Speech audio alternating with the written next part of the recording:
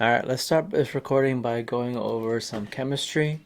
We're going to go with the Portage Module 1 study guide. For example, the three domains of chemistry is macroscopic, microscopic, symbolic. And what is macroscopic domain? Just everything. The macroscopic domain, however, is visible through what? Optical microscopes, for example, biological cells. And the symbolic domain is described with letters. Now we'll go to Module 2.1, the nature of light. So the objectives are to explain the basic behavior of waves, describe the wave nature of light, use appropriate equations to calculate related light wave properties such as period, frequency, wavelength, and energy, and describe the particle nature of light. So the first question is, what is a wave? Well, a wave is an oscillation of periodic movement that can transport energy from one point in space to another. How is energy transferred? Through matter. Electronic waves consist of an electric field, or energy consists of an electric field oscillating in step with a perpendicular magnetic field, both of which are perpendicular to the direction of travel. For example, electronic waves. And what are the waves characterized by? Well, wavelength, which is the Greek for wavelength. It looks like a kind of like a delta. I don't know how to say that. What is characterized by V, and that is the frequency and amplitude. And electronic magnetic waves have wavelengths that fall within what? An enormous range. And what is frequency? Is just the number of wavelengths. All right, next we have the Bohr model, which is module 2.2. The learning objectives for this is to describe the Bohr model of the hydrogen atom. And number 2, calculate the energies of the light emitted or absorbed by hydrogen atoms. And number 3, calculate the energies of electron transitions. Number 1, the Bohr model. Describe the simplest atom as presented by Ernest Rutherford. Hydrogen, which is a single proton and nucleus and a single moving electron. And then what does the electrostatic forces attract the electron to proton depends on? It only depends on the distance between two particles. And then why is the Bohr model planetary description of an atom incomplete? It's because an electron moving in an elliptical orbit would be changing direction. Let me change that. Changing direction and should continuously emit electromagnetic radiation. Finally, what eventually happens for the Bohr model planetary description, the electronic orbit gets eventually smaller until it spirals into the nucleus, implying atoms are unstable. This is not true, but it's proven later. So how did Niels Bohr attempt to resolve the paradox? Well, he incorporated Max Planck's classical physics description of quantization and Einstein's photons equal to light whose energy is proportional to frequency. And what did Bohr assume? Well, that the electronic orbiting the nucleus would not emit radiation, but instead absorb photon, a single particle of light, and move it to a different orbit. So what is Bohr's atom model equation? It's shown here, where the change of energy equals the absolute value of the electron energy, energy final minus energy initial equals h times v equals h times c over the wavelength. And then what is h? That's Planck's constant. That's what Bohr's used as in his equation by adding Max Planck's equation. It is a Planck's constant, and it's fundamental in quantum mechanics. It's 6.626 times 10 in the negative 34 joules. You don't have to memorize that. It's going to be shown over in the resource reference when you're taking the test, but know that joules is the unit. Now describe the ground electronic state. Now that's the orbital with the lowest energy, E equals N equals 1. So that is an orbital state, and that is the ground electronic state. Now what happens if the atom receives electrons from the outside? It comes in. Well, then it moves up a higher orbital and goes into a more excited state. But what happens to the amount of energy when an electron goes back down to the initial state, which in this case right now is the ground state? Well, the same amount that went in is expelled. So this is called the law of conservation, which is just a very basic fundamental physics law. But what did Bohr notice about electron and the electron energy and the electron distance? Well, the greater the energy, an increase in n. I don't know why they keep using n as a variable. It's stupid because you need to talk about. I mean, n can be anything. Anyway, the greater the energy, an increase in n, the further the orbit is from the nucleus. So conversely, this makes the electron more prone to donation because the electrostatic attraction with the nucleus decreases because it's further from the nucleus where the power is. So if an electron, most notably a valence electron, is further and further out, meaning that the nucleus is further away it's further away from the nucleus, whether or not the atom is bigger or for some reason the electron just got knocked further out. Well, it's just that n goes into infinity. So as energy approaches zero, when energy approaches zero, electron is removed from the nucleus.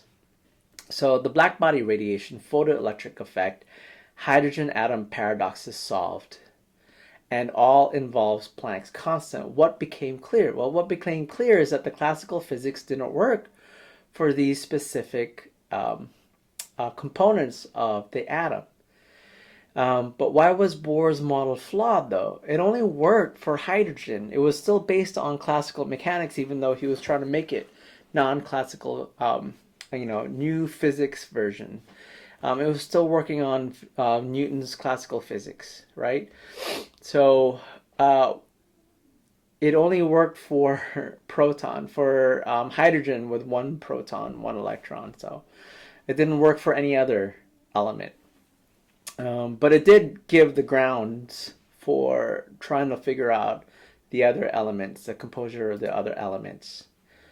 So what did Bohr base his model on? Well, the electrons orbited the nucleus only at a precise distance from the nucleus, directly proportional to the energy of the electron. So the energy of the electron will determine how far it is from the nucleus.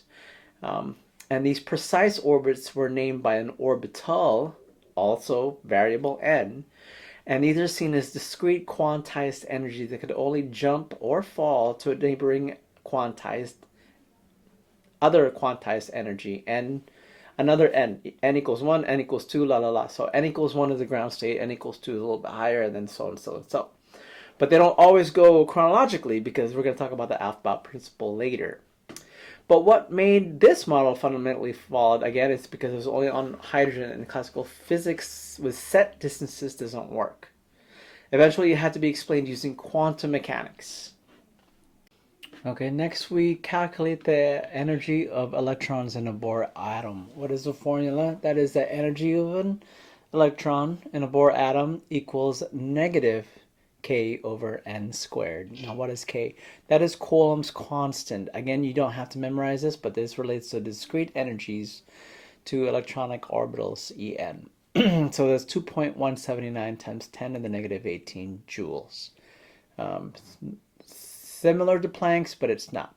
So don't forget that there is a negative in front of the energy though, but when you apply the absolute value, of course, you're going to get a positive number. The energy in joules will be positive, and then the n will be the level of the orbital.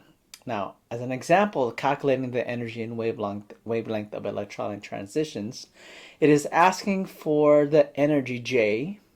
Remember, energy is in joules because you've been using Planck's and Coulomb's constant, and the wavelength m. So first solve for the energy, which will end up being positive joules, J.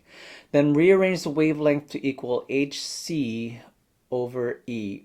Remember, h is Planck's constant, c is the speed of light. Okay, that's also going to be given on the reference sheet. Over energy to solve, and using the energy that you just solved in the previous equation, the wavelength will use c, the speed of light, which is 2.998 times 10 to the 8 meters per second, and Planck's constant. But what does a Bohr model not account for? Well, it doesn't account for the electron-electron interactions in atoms with more than one electron. So it's just going to be doing just a simple electron and hydrogen. But what important features does it introduce? Well, the energy levels of electron in an atom are quantized, which is just separated. This is a fancy word for separated and specific specific partitions. And the quantum, I'm sorry. Yeah, so what important features does it introduce? The energy levels are quantized. Energy levels of electrons are quantized in an atom. And the quantum numbers are integers that describe the electron arrangement. Isn't that just another word for orbitals? Anyway, the electrons become more energetic once they go further from the nucleus, and the quantized electronic energies are emitted by elements in excited state. So quantized means that they're excited. I mean, sorry, yeah. And then which feature is the most important? The quantized energy levels. All right, moving on. We're going to talk about Module 2.3, which is the development of quantum theory. Now, this sounds pretty intense, but it's actually very general, very, very general chemistry. And there's going to be two objectives. The first objective is that to understand the general idea of the quantum mechanical description of the electrons and an atom and orbitals and its orbitals. And then two, we're going to list and describe traits of the four quantum numbers that form the basis for completely specifying the state of an electron in an atom. That sounds pretty intimidating, and especially since it's actually really just three, but we'll definitely talk about that. But once again, the two learning objectives for the development of quantum theory, which is in Module 2.3, is number one, understand the general idea of the quantum mechanical description of electrons in an atom and its orbitals. And then to describe that is objective two, which is to list and describe the traits of the four quantum numbers that form the basis for completely specifying the state of an electron in an atom. Previously, Bohr model only worked on hydrogen, so that's the intro, but there's, as you know, there's many more elements than just hydrogen. Electrons were said to be at fixed distances only and defined by a single quantum number n. And that was true to an extent. It's true for hydrogen, but again, we have more than one element. Scientists needed something that could extend Bohr's model to other elements, and these are where the legendary scientists came to discover and describe the other elements and the atoms that define them, and more specifically the electrons in the atoms that define the elements. All right, we'll see you next time, and hold on for episode 3. I actually did the test, and I passed, and it had a great score. So I'm really excited, and I'm really excited to move on, get this chemistry done, man. See you next time on KCRNA podcast. I have a different username for everything.